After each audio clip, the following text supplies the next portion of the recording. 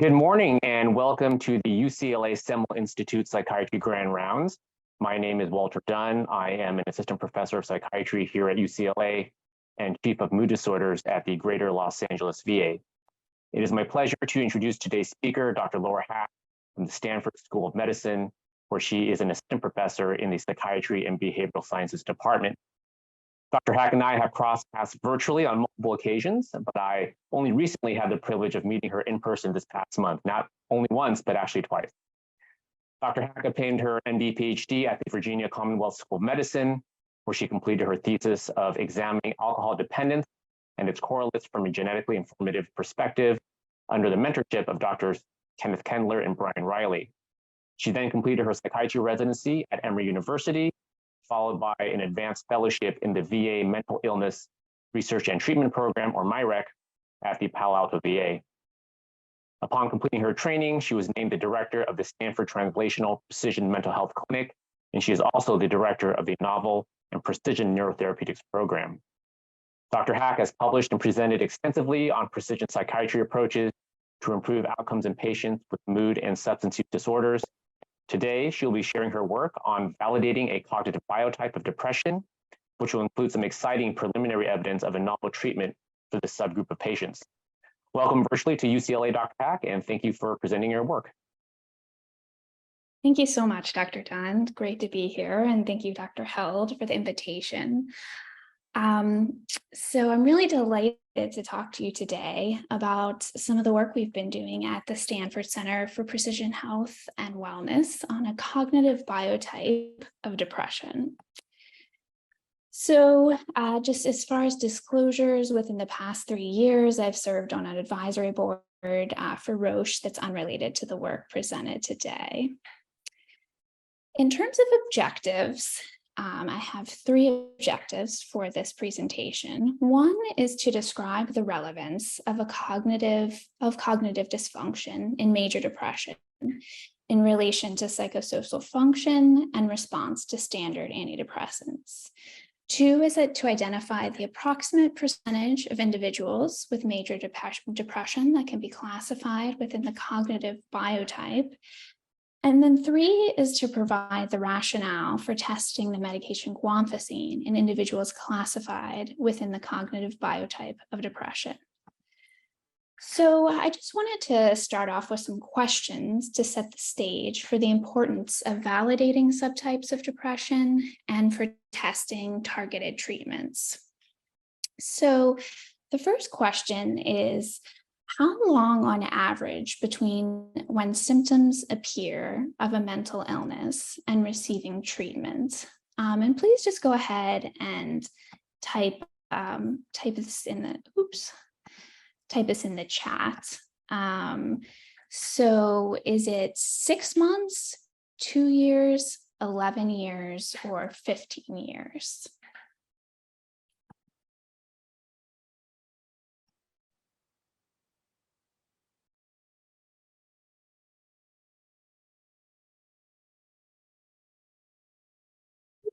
So we've got some answers coming.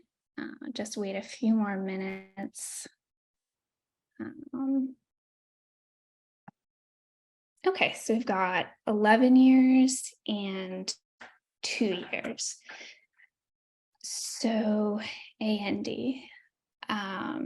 Okay, so I guess A for the first one and D for the second one. All right, great. Well, thank you all for your participation. Yeah, so the first one is sadly 11 years. And this is actually just to start receiving treatment, let alone, of course, receiving the right treatment. And so we know, for most people with depression that it takes multiple trials.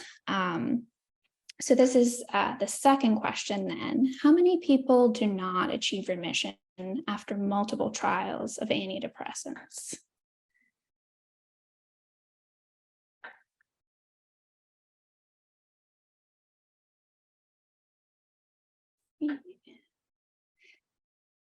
Yeah, so that is correct.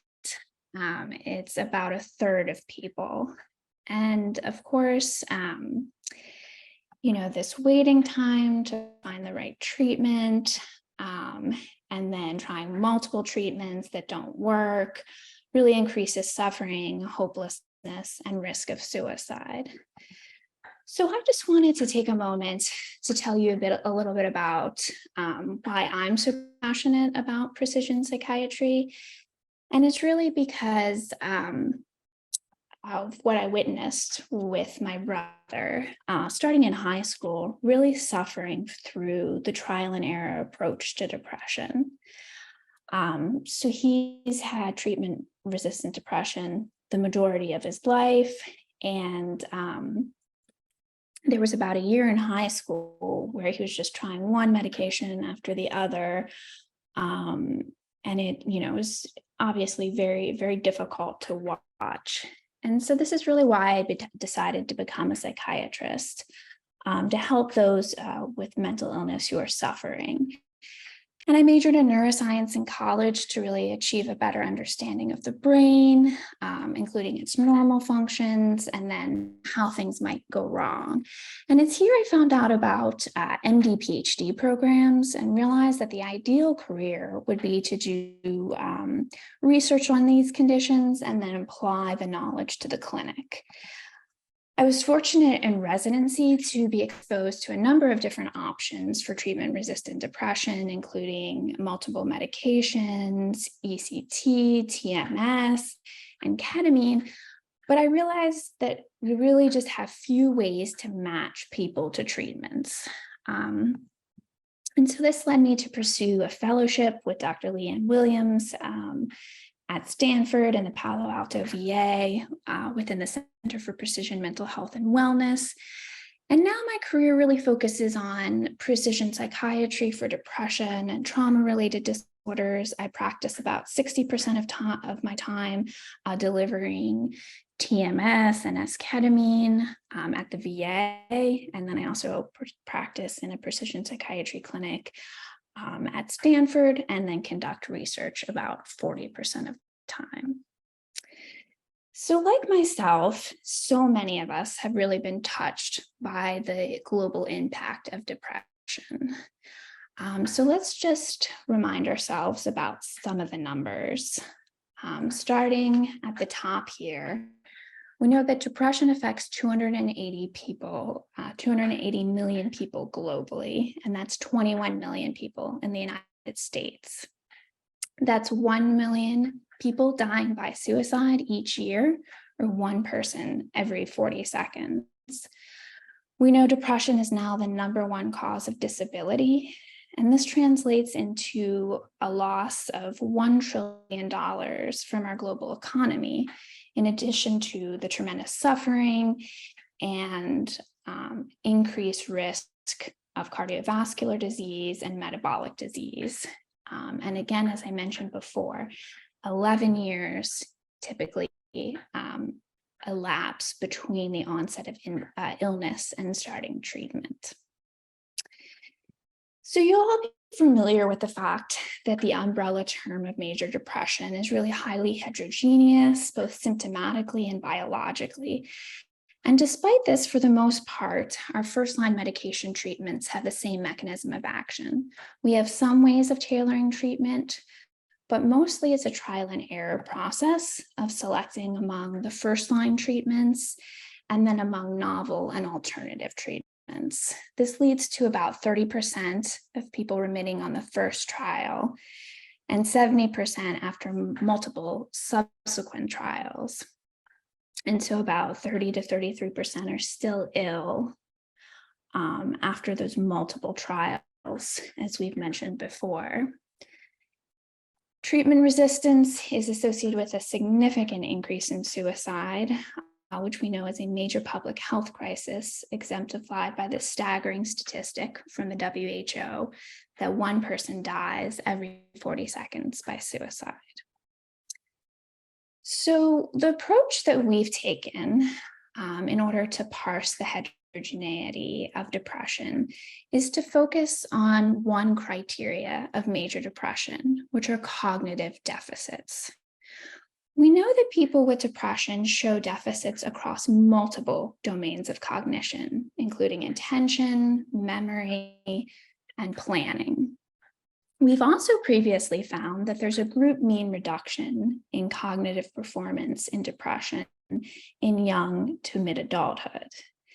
And so we've elected to focus on these deficits because we know they respond poorly to conventional antidepressants, and they often remain even in remission from depression. Additionally, they're associated with lower psychosocial functioning and quality of life, and have a direct negative impact on workplace productivity.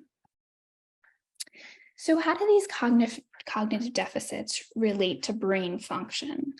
Well, we know that poor performance on a working memory task is associated with low activity in the dorsolateral prefrontal cortex.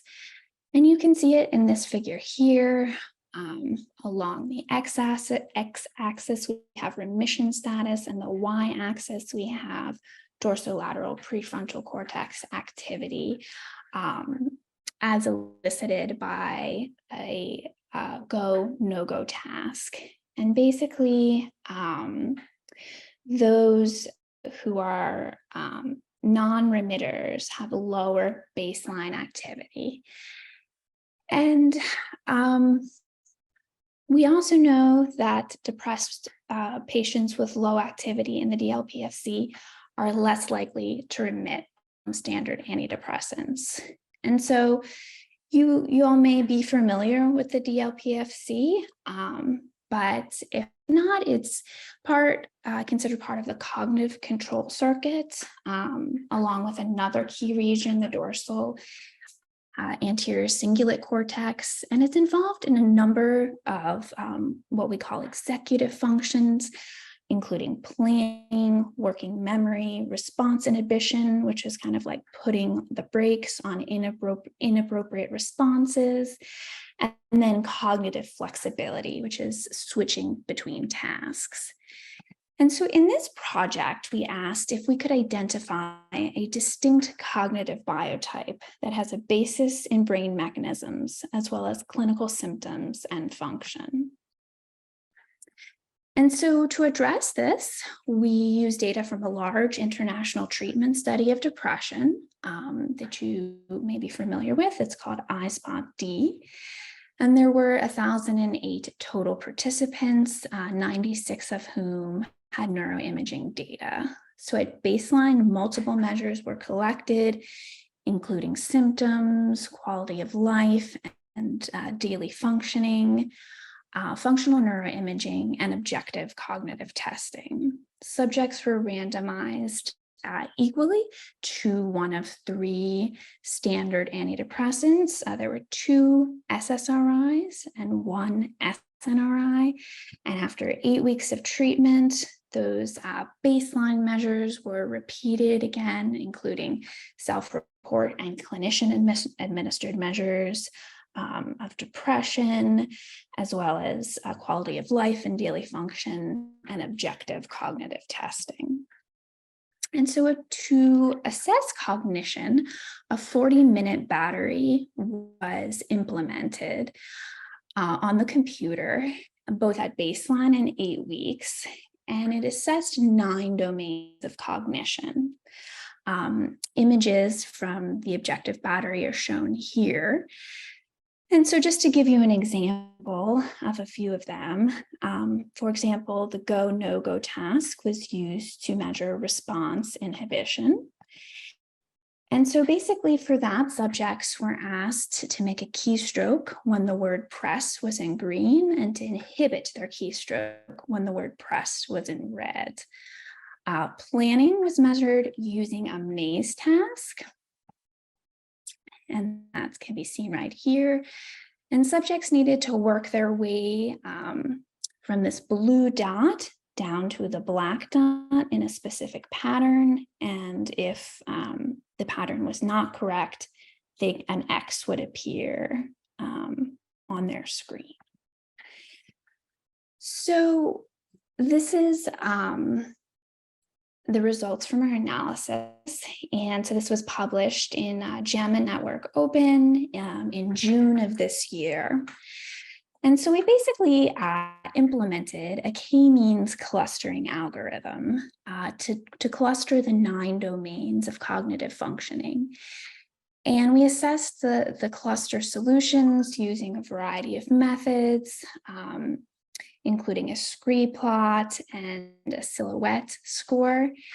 And these methods really pointed to 2 clusters as the ideal solution. And so you can see here the standardized scores for the 2 clusters.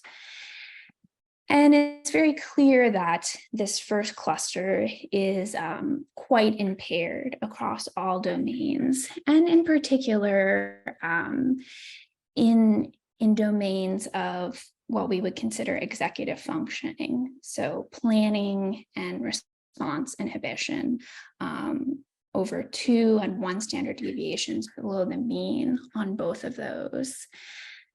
And then whereas the other cluster really had relatively intact cognition, and so we labeled the impaired group a cognitive biotype positive, and then the intact group cognitive biotype negative. So then we compared the biotypes on a variety of measures. We found that the positive group had significantly overall a lower remission rate on the Hamilton Depression Rating Scale when looking at all 3 antidepressants collectively. And so the rates were about 39% for the positive group versus 48% for the negative group. And we found in particular that with sertraline, there was an even bigger difference in remission rates. So it's 26% versus 74%. It's not totally clear why sertraline would be different than, say, escitalopram. They're both SSRIs. Of course, there are some differences between the 2. Including sertraline has some sigma-1 receptor activity, and there is some evidence that it acts as sigma-1 receptor antagonist and inhibits nerve growth-induced neurite outgrowth. So that may be a reason why the cognitive biotype had lower remission rates. So then we looked at baseline measures in terms of the individual items on the Hamilton, and you can see the individual items are lined up here, the positive biotype in red and then the negative again in white. And so we found differences in multiple items, including psychomotor retardation as well as insomnia. And the psychomotor retardation, of course, includes components of slowed movement and thinking, and aligns with our objective findings on the cognitive testing. We also saw similar results on the quiz or the quick inventory of depressive symptomatology, which is a self-report measure. Additionally, we looked at daily function using the SOFA scale and found that the subgroups both fell within the moderately disabled category, although the positive subgroup was worse. So next, we looked at task-evoked activity using functional MRI within key regions of the cognitive control circuit, including the dorsolateral prefrontal cortex and the dorsal anterior cingulate cortex. And so these regions were quantified with a program that's known as PLIP, or PanLab Imaging Pipeline, and it's a system that was developed within the Center for Precision Mental Health and Wellness for individual reproducible quantification of neuroimaging data as compared to healthy controls. And so participants completed the go, no-go task in the scanner, which is similar to the one they completed on the computerized battery. And so this graph shows standardized brain activity on the y-axis And then the three regions of interest on the x-axis. And what we found were significant differences in terms of task-evoked activation in the right DLPFC as well as the DACC. We did also obtain structural neuroimaging, and there were no differences in terms of brain volume between the subgroups. So we next looked at the cognitive performance after 8 weeks of treatment. And this is just to compare the baseline cognitive performance. And you'll notice in general that there was some improvement in both groups, although the positive group remained impaired across all domains, particularly in response inhibition. And that group remains below 0.5 standard deviations below the mean. So next we considered how might we target this cognitive biotype with a potentially novel treatment. And so we considered various different options, one of which is FDA approved already for depression. And it's been shown in randomized clinical trials to have cognitive benefits in depression. That's 4-deoxetine, but really the mechanism of action is unclear. So it's not totally clear who would benefit. So what we next considered was how might we specifically target the dorsolateral prefrontal cortex. And so we considered that there's a high concentration of alpha-2 receptors in the DLPFC, and that the drug guanfacine selectively binds to alpha-2A receptors and strengthens connections in prefrontal cortex.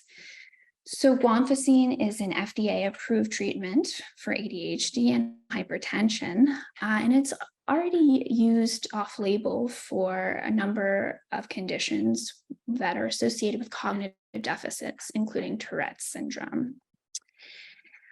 In one study, it was shown that guanfacine improved performance on a working memory task. And you can see that here as compared to placebo.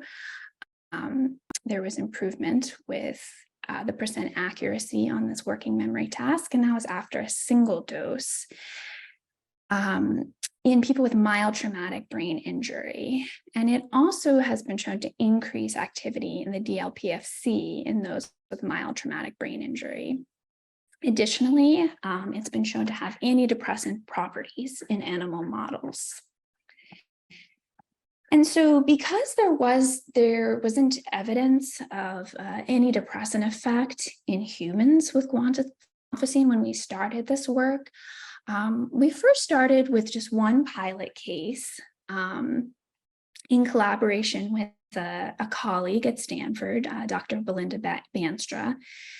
And Dr. Banstra was taking care of Miss A, who was a 52-year-old female in a major depressive episode, despite adequate doses of duloxetine and bupropion augmentation. And so she reported to Dr. Banstra that she had problems with concentration, motivation, and anxiety. And she said, I haven't been able to concentrate on work for a month now. I haven't put out anything productive. I find myself to be easily distracted. And she went on to say, just don't have the will to engage with life. I'm not doing anything, no cooking, no going out. I don't watch TV.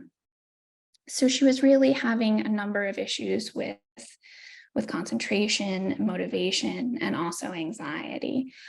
So Dr. Banstra started guanfacine immediate release, 1 milligram at night for a week, and then increased to 2 milligrams at night. And she used the immediate release formulation because this is the most commonly used formulation in studies of cognition.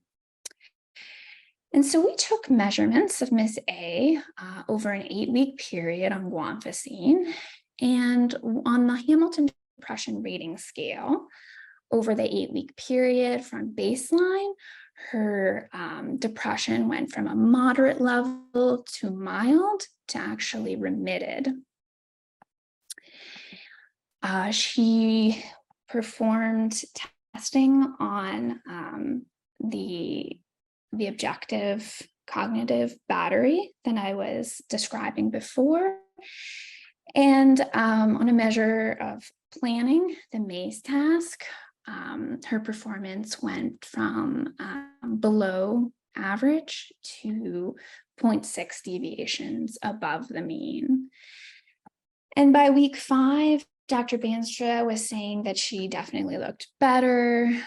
She was more proactive and engaged and showed an increased range of affect, and was problem solving how she might be able to make work better for herself, which she had never done before. She had also started getting up and getting what she needed, foods, medications, rather than waiting for someone to bring those to her. So really definitely saw some improvements in depression, motivation, and concentration, as well as executive function. And so she was really so motivated that this was during the pandemic that she actually returned to work, was able to focus on projects, started planning a vacation, and she continued to remain on guanfacine for over a year. So because of this promising case, we were very encouraged, and we proceeded to an open label pilot study of guanfacine of people who were enriched for cognitive deficits. And so this was our procedure. We recruited participants from Facebook ads and flyers around the Stanford campus and referred them to a red cap screening survey. So key inclusion criteria, inclusion and exclusion criteria were evaluated by a research assistant, and they included being 18 to 65 years old, not being on any current psych meds or being willing to come off psych meds, no ADHD, OCD, psychosis, or bipolar disorder. And then in order to enrich for cognitive deficits, to be at least 0.5 standard deviations below the mean on at least one executive function task. So participants then went on to a screening visit where our NP did a physical exam and blood work, and any participants with any potentially concerning medical conditions were ruled out. Then they had a baseline fMRI visit, which included baseline surveys, as well as when participants started to take the guanfacine. So they began at 0.25 milligrams, and they titrated up to a goal dose of 2 milligrams. Weeks 1 through 7, there were weekly surveys measuring levels of depression, function. At week 8, there was the post fMRI visit, and at this time, a final neurocognitive battery was also completed. And then finally, during weeks 10 to 12, participants were either tapered off, or some of them actually chose to continue because they found the medication to be helpful, as long as their physician or psychiatrist was willing to continue it for them. So here are the participant demographics. So there were a total of 15 participants who completed the baseline and post-treatment fMRI. The mean age was about 32. The distribution of race and ethnicity is similar to the Bay Area. And there was about a 40% to 60% split of biological sex. The participants were highly educated. The majority had a bachelor's degree or higher.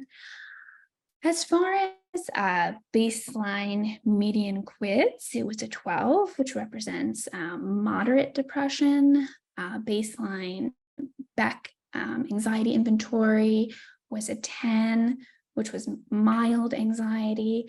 And anxiety disorders were not generally common.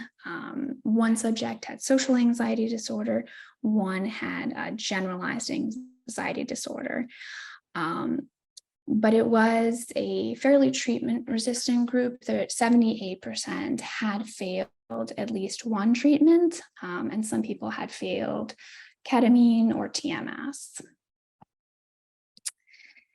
So the final mean dose of guanfacine was 1.66 milligrams, and the majority of participants, 67%, did reach the goal dose of 2 milligrams. The medication was generally well tolerated. The side effect profile was fairly similar to what you see in the literature, with the most common side effects being dry mouth, dizziness, and sedation.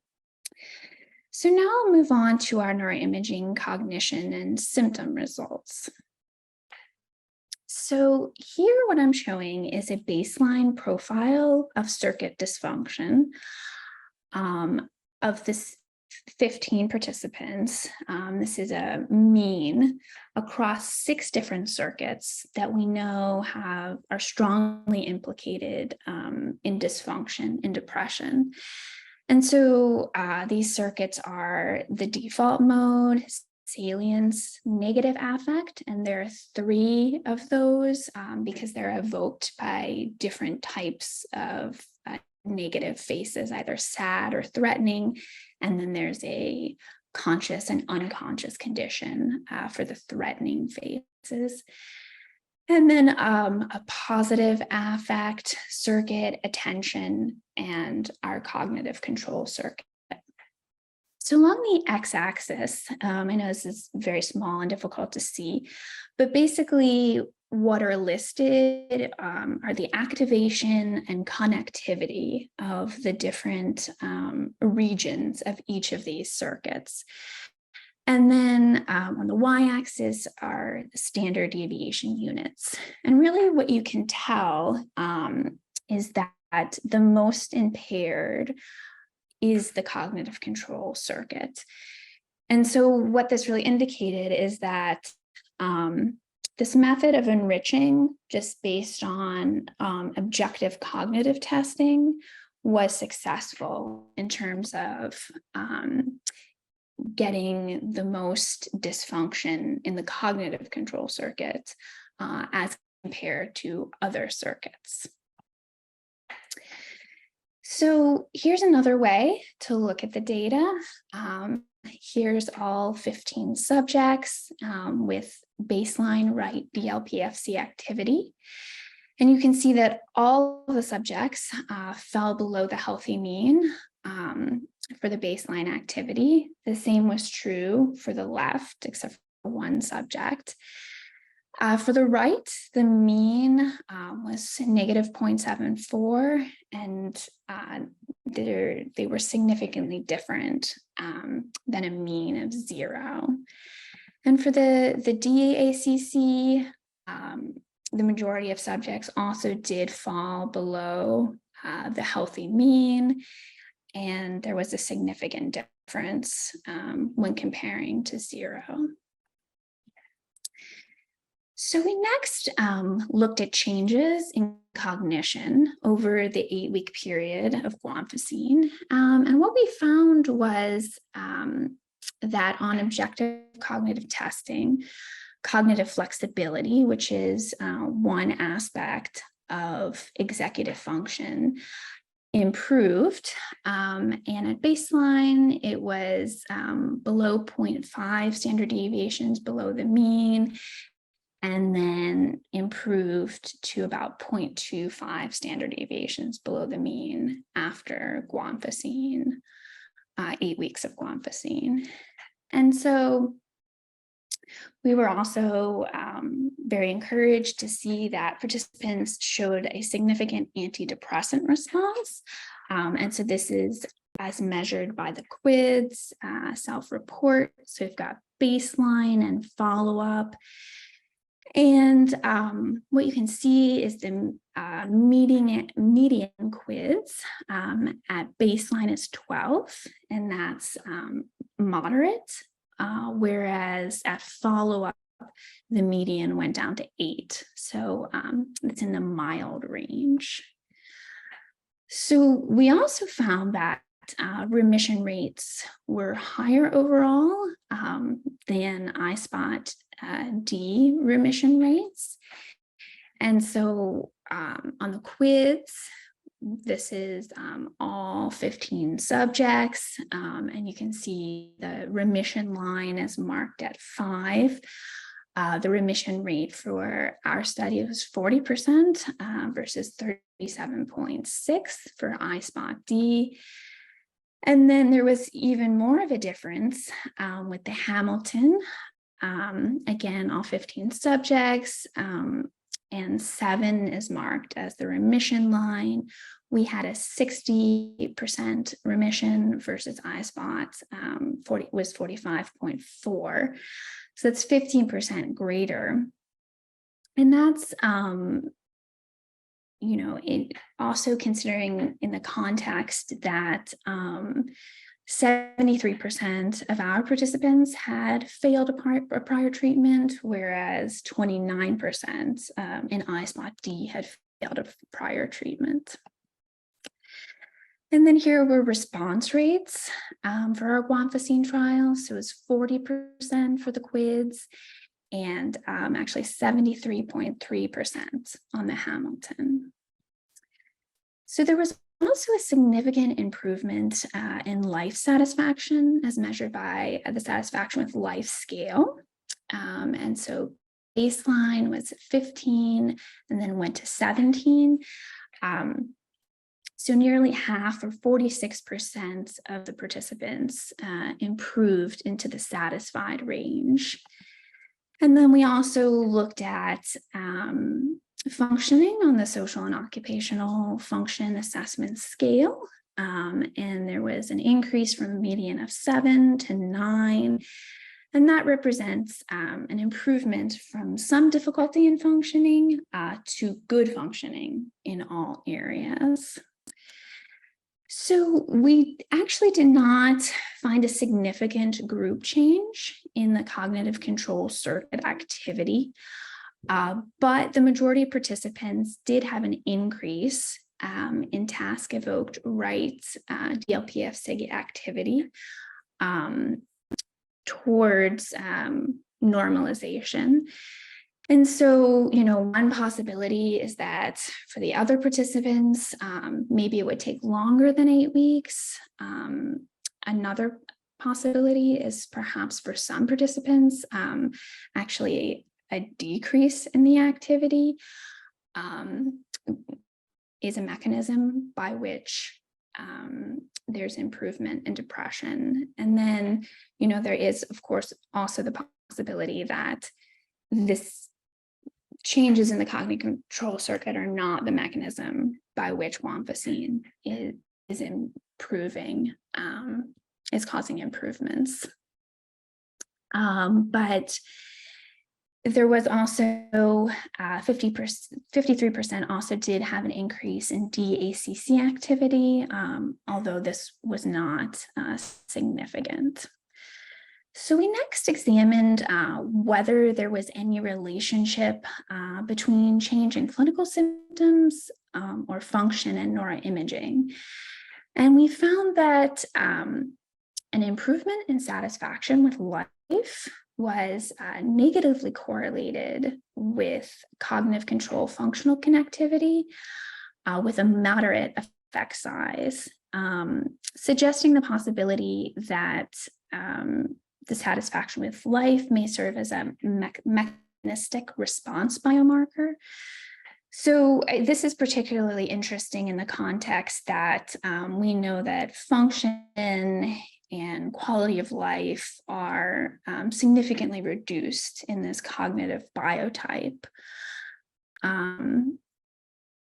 And so in our upcoming RCT, which I'll tell you about in a moment, we're planning to do an early 2-week scan. And so there's the potential that we might see this change in connectivity, potentially as an early response biomarker, predicting change in satisfaction with life. And that could give us more confidence that it's perhaps a mechanistic biomarker. So to summarize, using a large biomarker data set of depression, we identified a cognitive biotype of depression with moderate to severe global objective impairment.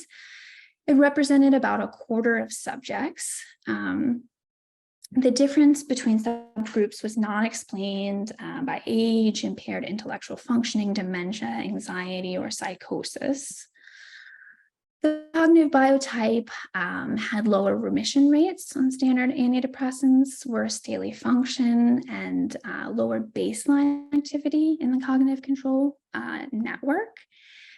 And then in an open label trial of a selective alpha-2 agonist, we saw improvement in cognition, depressive symptoms, and functioning in a subgroup of patients that were enriched for cognitive deficits.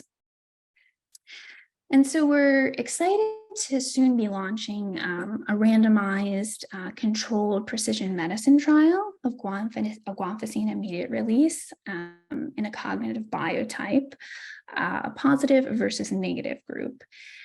And basically the way we'll define the groups will be by low and high task evoke activation in the DLPFC.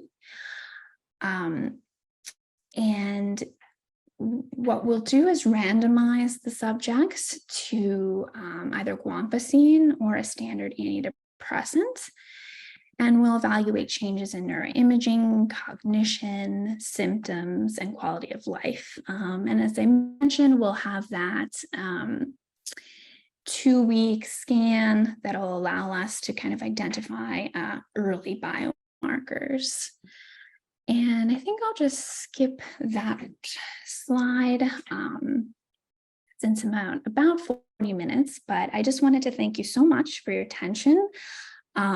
Really like to acknowledge our participants, our funding sources, members of the center who contributed to this work, particularly our wonderful nurse practitioner, Rachel Hilton, Leonardo Tozzi and Jenna Joubert, who did most of the analysis on the guanfacine trial, and then certainly like to extend a huge thank you to Dr. Leanne Williams, with whom I work very closely on this project as co-Is, and I'd be very happy to take any questions.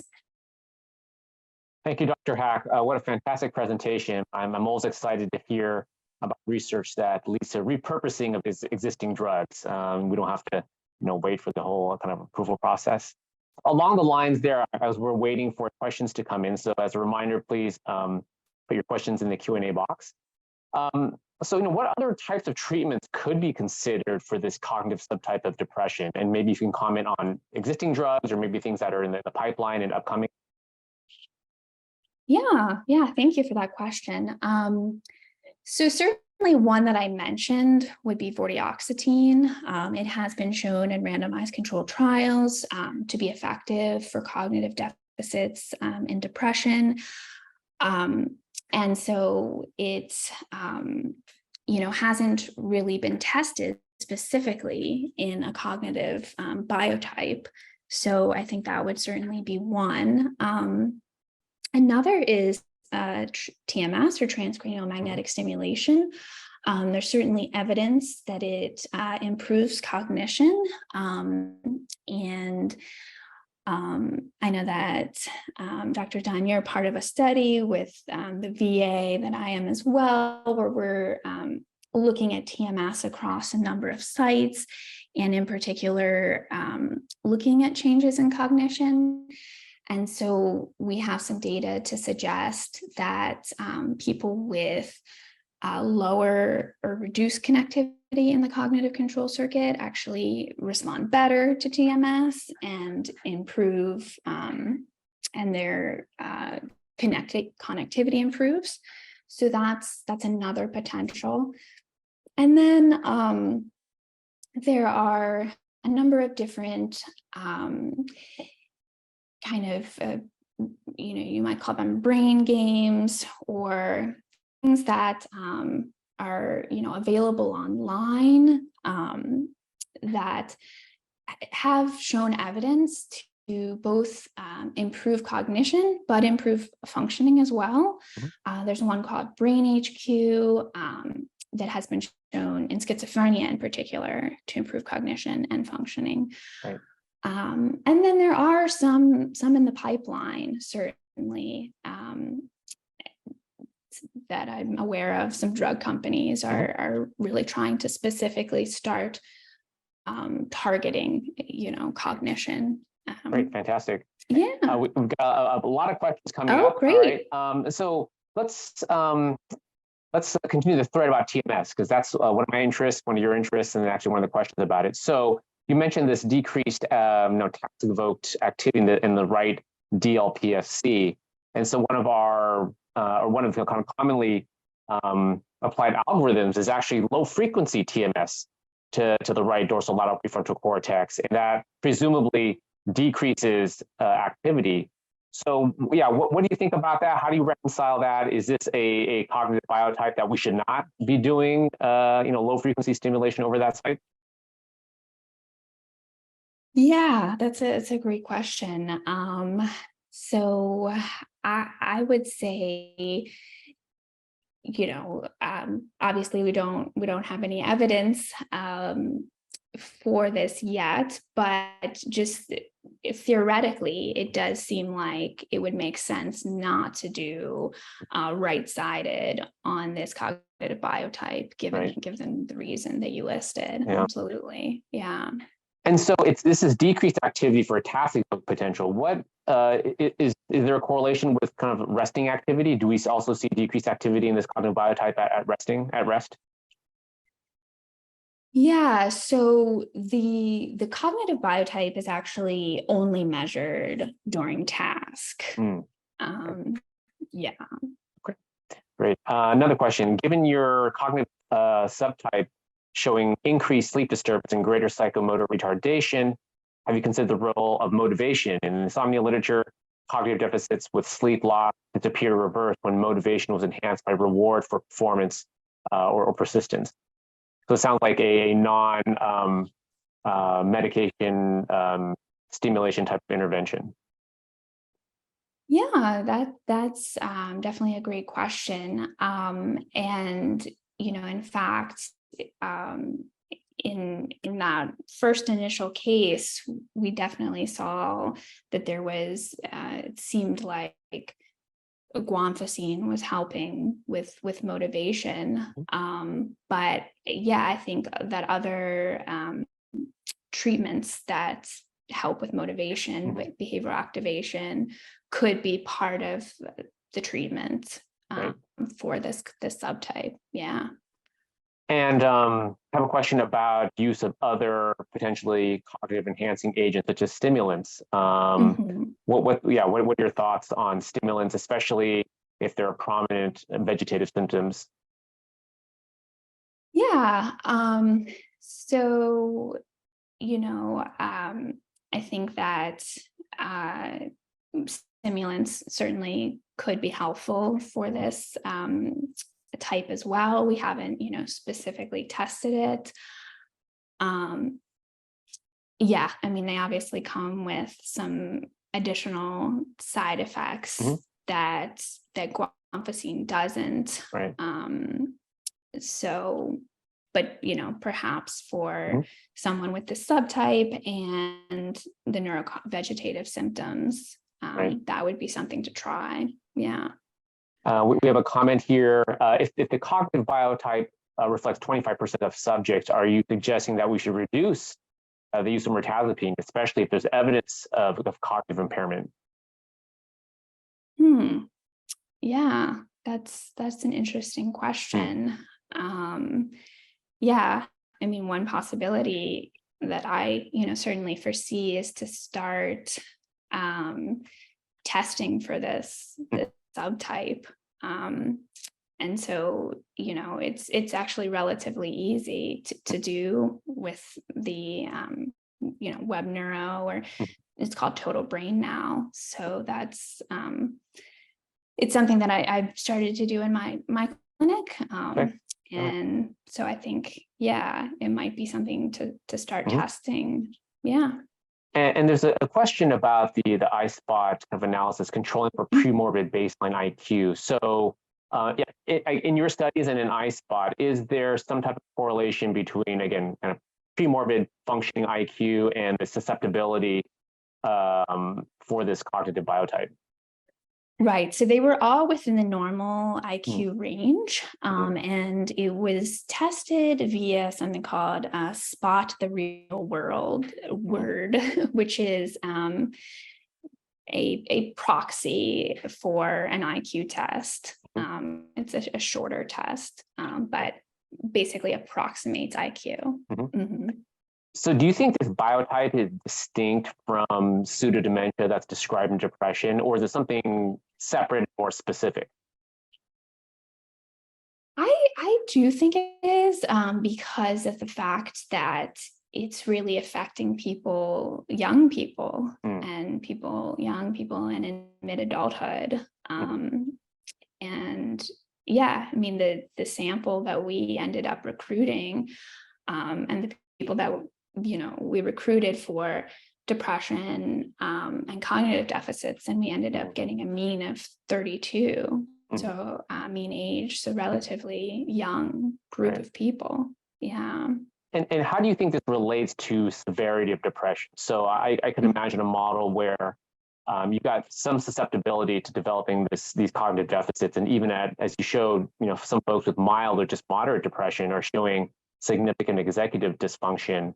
But would you expect that if you recruited for a severe depressed population, that you potentially would see an enriched biotype? So instead of maybe the 25% that you normally see, you would see something like 30 or 40, that at some severity of depression, everybody is going to show some level of executive dysfunction.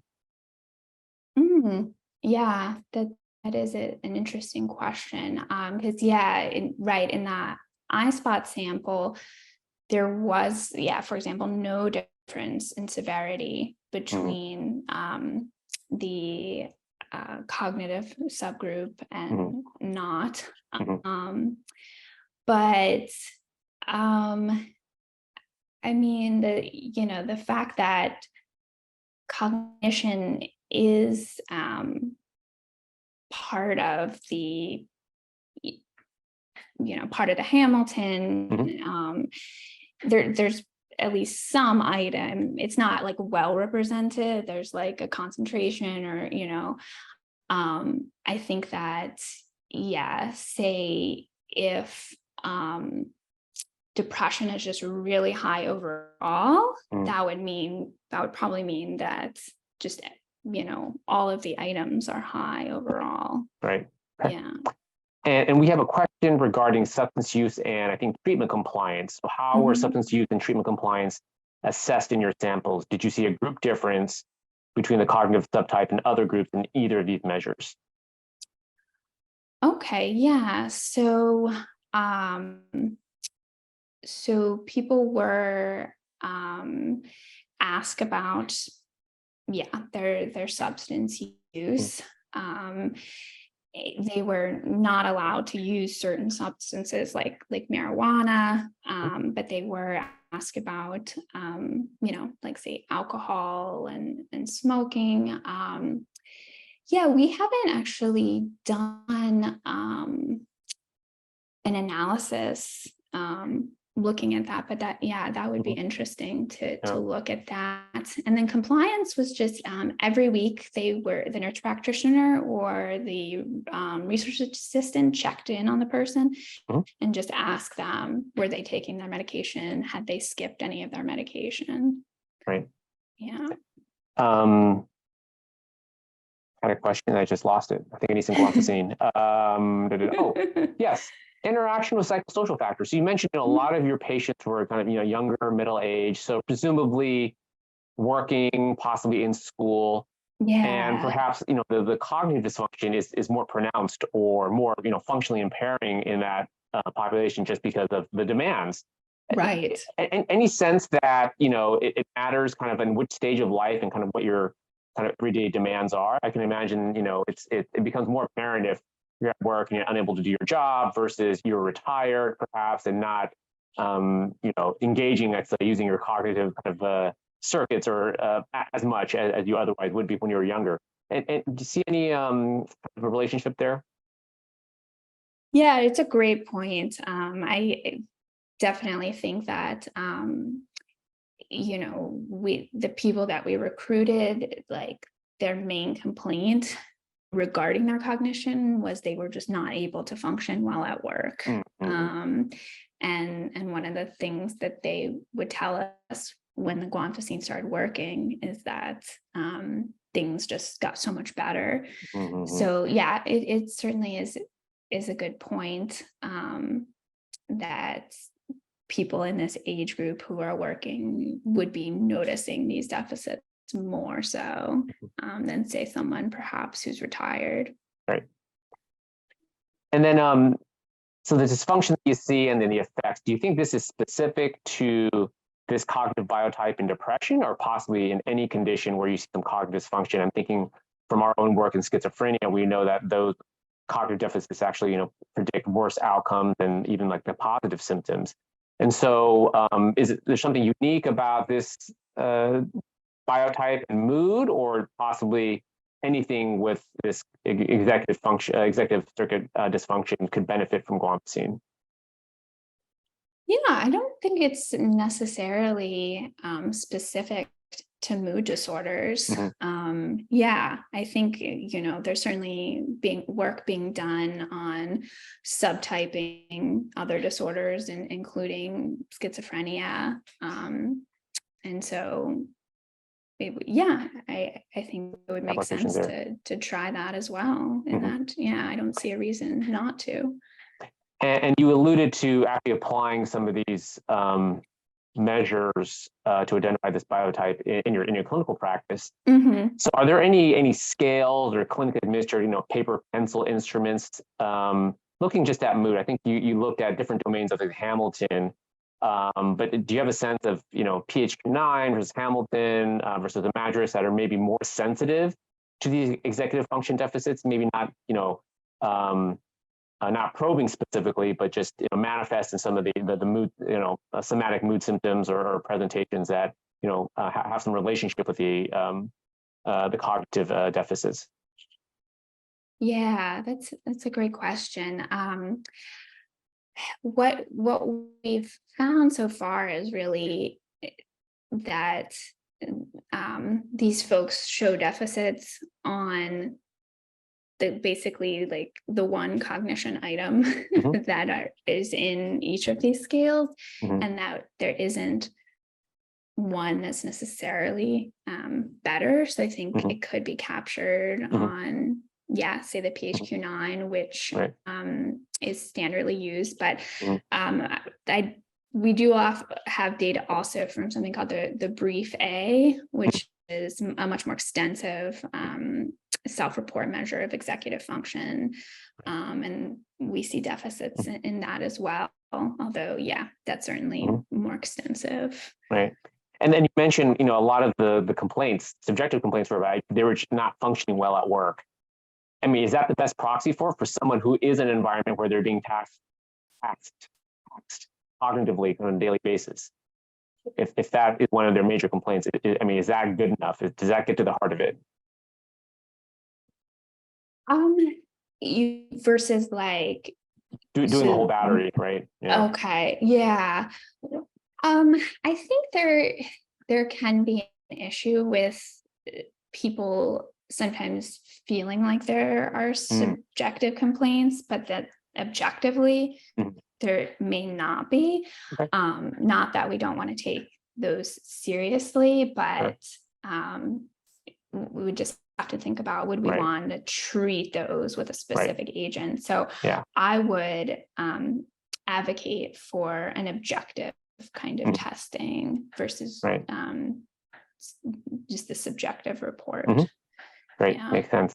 All right. Well, we're at the top of the hour. I want to thank all our participants for a fantastic Q&A. And thank you, Dr. Hack, for presenting. It was really exciting work. Looking forward to the results of your RCT. Again, thank you so much. And then hopefully we'll have you back to present on the results of that. Thank you. Great right. to be here. Take care, everyone. Bye. Bye-bye.